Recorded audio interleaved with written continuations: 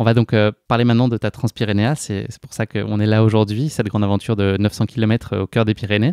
J'ai souvent l'habitude de demander à ce stade de l'épisode à mon invité comment est née l'idée de participer à cette course épique.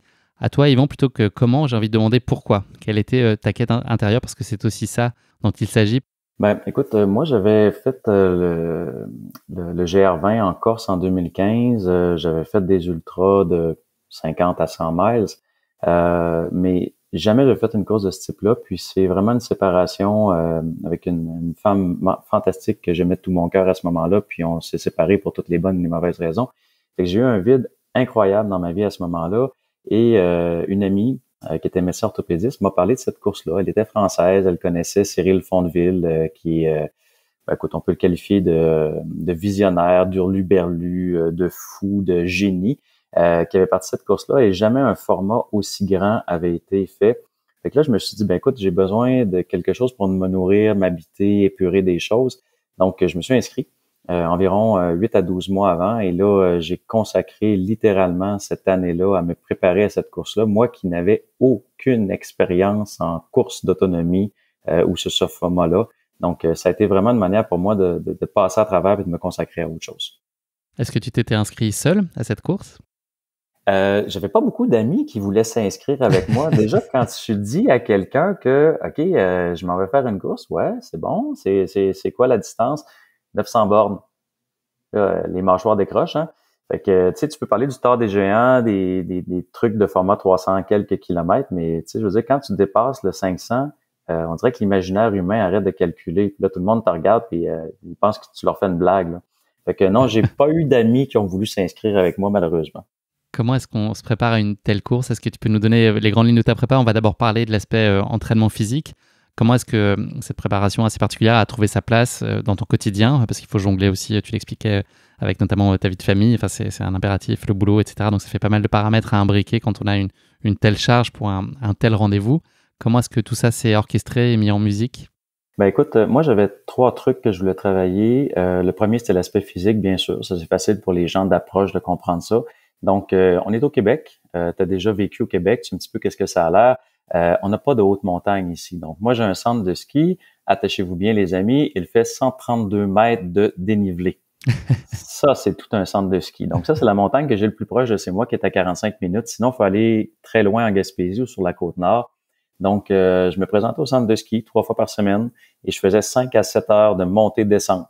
En dessous vraiment du mont de pente ou la piste la plus importante, et avec le sac chargé à 10 kilos, 12 kilos. Puis sans tricher, là, avec tout le matos, avec l'eau, j'allais récupérer de l'eau à la source, je continuais. Les premières fois, là, tu sais, quand tu as une pente à environ à 30%, là, même si ça fait juste 132 mètres de dénivelé, là, les jambes veulent arracher, hein.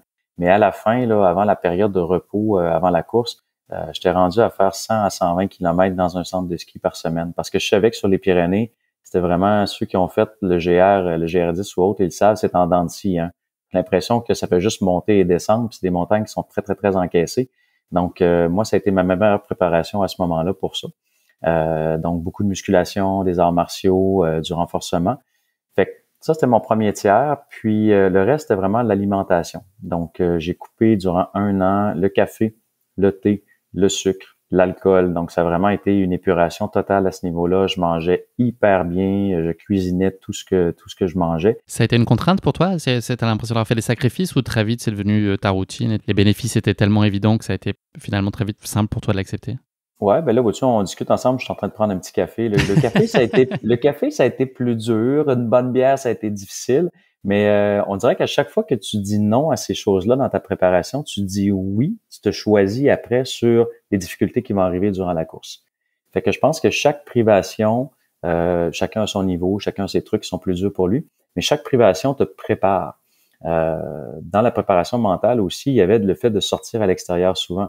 Donc, j'ai dormi avec mon duvet qui était un confortable 8 à 12 degrés C. J'ai dormi à moins 14 dehors sur la galerie de la maison.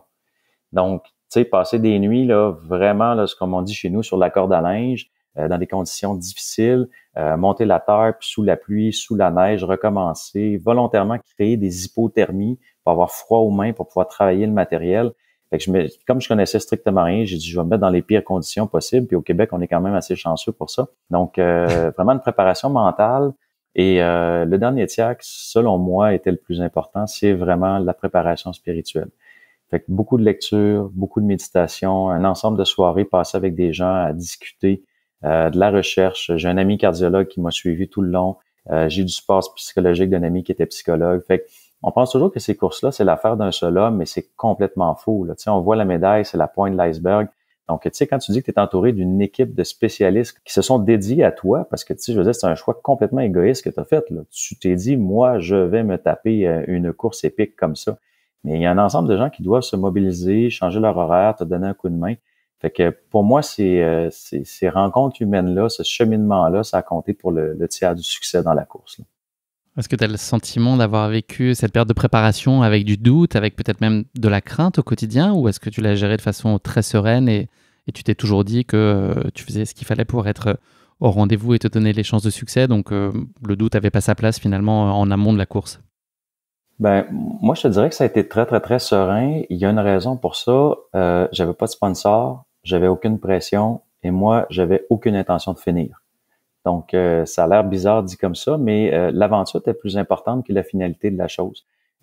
Puis même la preuve de ça, Denis Boulet, qui est un des directeurs originaux de la Diagonale des Fous que j'ai rencontré sur la course, quand on est arrivé à mi-parcours, Denis avait arrêté, puis j'ai démanché le dossard de sur mon sac, puis je suis allé pour remettre le dossard. Puis là, Denis m'a dit, ben, qu'est-ce que tu fais? Ben, je dis, je remets mon dossard, j'ai fini. Ben, il dit, t'as mal aux pieds? Non. T'as mal à quelque part? Non. T'es fatigué? Non. Il dit, pourquoi t'arrêtes? Ben, j'ai l'impression d'avoir réussi ma quête. Je suis arrivé au bout de ce que je voulais faire. Je m'étais mis aucune pression. Denis, il dit, tu prends ton dossard, tu le fous sous ton sac et tu repars. Fait que, ben, c'est ça qui est arrivé. Mais j'avais aucune attente, aucune pression de finir. J'abordais ça vraiment d'un côté lâcher prise humain. Dans les moments durs, plutôt qu'essayer de pousser puis de dépasser la limite, ben, j'étais à l'écoute, je me respectais puis j'ai avancé à mon rythme. Donc, c'est une approche, encore une fois, totalement non compétitive. Là.